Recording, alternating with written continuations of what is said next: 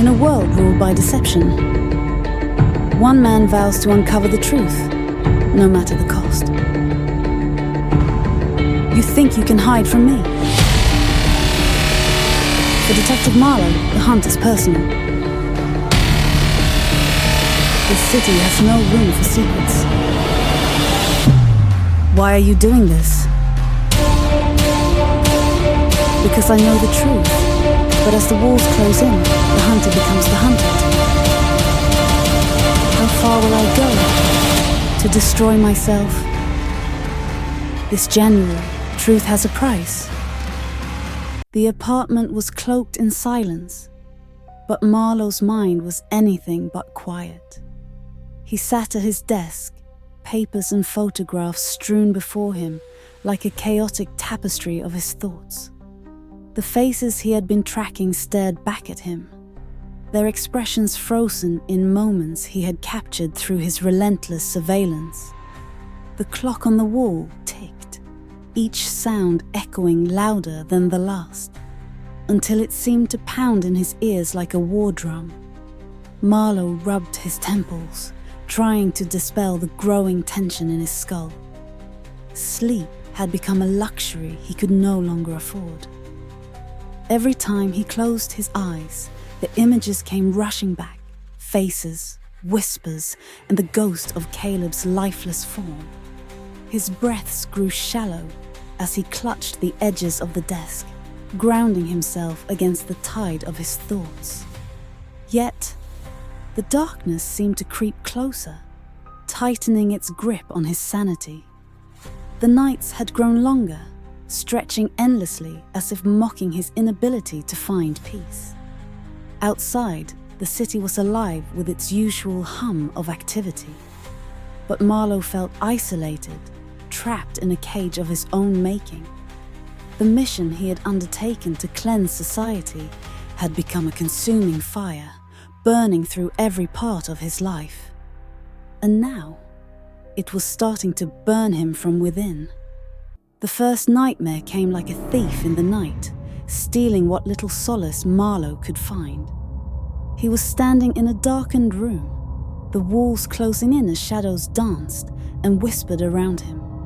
In the center of the room was a mirror, its surface cracked and distorted. As he approached, his reflection stared back, but it wasn't him. It was Caleb, his eyes hollow and accusing, his lips moving silently. Marlowe reached out to touch the glass, but it shattered under his fingertips, the shards embedding themselves in his skin. He woke with a start, his chest heaving as sweat drenched his sheets. The clock read 3:17 a.m., the hour that had become his dreaded companion. He rubbed his face, the memory of the dream lingering like a bitter aftertaste. But it didn't stop there. The hallucinations began shortly after, creeping into his waking hours like unwelcome intruders. He'd see Caleb's face in the crowd, hear his voice in the wind, feel his presence in the room.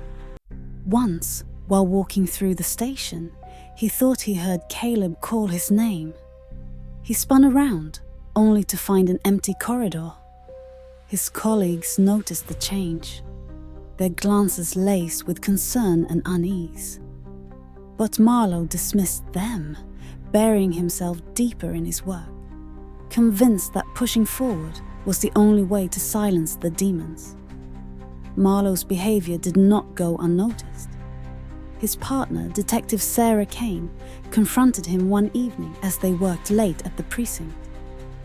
"Marlowe, you look like hell," she said bluntly, her eyes narrowing as she studied him. "When was the last time you slept?" "I'm fine," he snapped, avoiding her gaze as he shuffled through a stack of files. "There's work to be done." "This isn't work anymore," Sarah countered, her tone softening. "It's something else, and it's killing you." Marlowe's hand stilled, his jaw tightening. He didn't respond, but the silence spoke volumes. Sarah sighed, leaning against the desk. "You need to let this go. Whatever you're trying to prove, It's not worth destroying yourself over. He finally looked at her, his eyes bloodshot and filled with a determination that bordered on desperation. You don't understand. This is bigger than me. Bigger than all of us. If I don't stop them, who will? Sarah shook her head, her expression a mix of pity and frustration. You're chasing ghosts, Marlowe. And if you're not careful, they're going to drag you down with them. Her words lingered long after she left, echoing in the corners of his mind like a warning he couldn't afford to heed.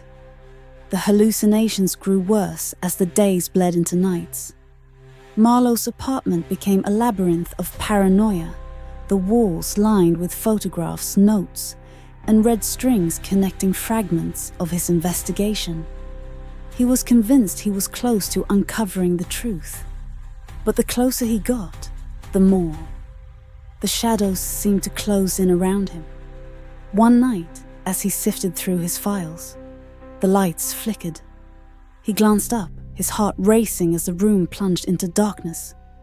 A chill ran down his spine, and he reached for his gun, the weight of it a cold comfort in his hand. The sound of footsteps echoed through the apartment, slow and deliberate. "Who's there?" Marlowe demanded, his voice steady, despite the panic clawing at his chest. Silence answered him, heavy and oppressive. Then, a whisper. "It's all your fault."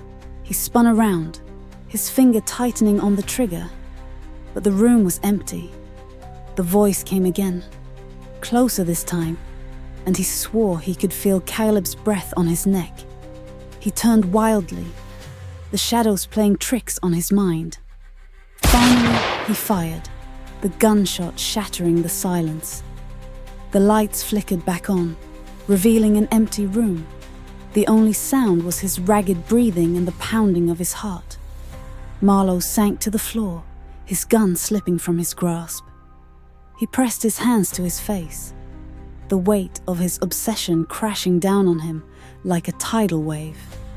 For the first time, he wondered if Sarah was right. Was he chasing ghosts? Or had he become one himself, lost in the labyrinth of his mind? As dawn broke, Marlowe sat in the wreckage of his apartment, his resolve shaken but not broken. The shadows still lingered, whispering at the edges of his vision, but he refused to give in. He would find the truth, no matter the cost. But as he stared at the photographs before him, the faces blurring and shifting like a mirage, he realized one chilling fact. The greatest enemy he faced wasn't out there in the shadows. It was within him, feeding on his obsession and threatening to consume him whole. And the battle was far from over. Want to know what happens next? I won't spoil it for you here. You can dive into the full story in this amazing ebook. It's packed with twists, suspense, and a conclusion that will blow your mind. The full story is waiting for you. Just click the link pinned in the comments section and grab your copy. You'll be glad you did. So, what are you waiting for? Unlock the full adventure now, and let me know what you think of the ending. It's unforgettable, and that's where this episode ends. But trust me, the story is just getting started. In the next part, things take an unexpected turn, and secrets you never saw coming will be revealed. You don't want to miss it. Make sure to subscribe to my channel and hit the notification bell, so you're the first to catch the next episode. And if you're as hooked as I am, let me know your thoughts in the comments below. Got any theories or guesses about what might happen next? Share them, I'd love to hear them. Thanks for watching, and I'll see you in the next episode of The Gay Hunter. Until then, stay curious and stay tuned.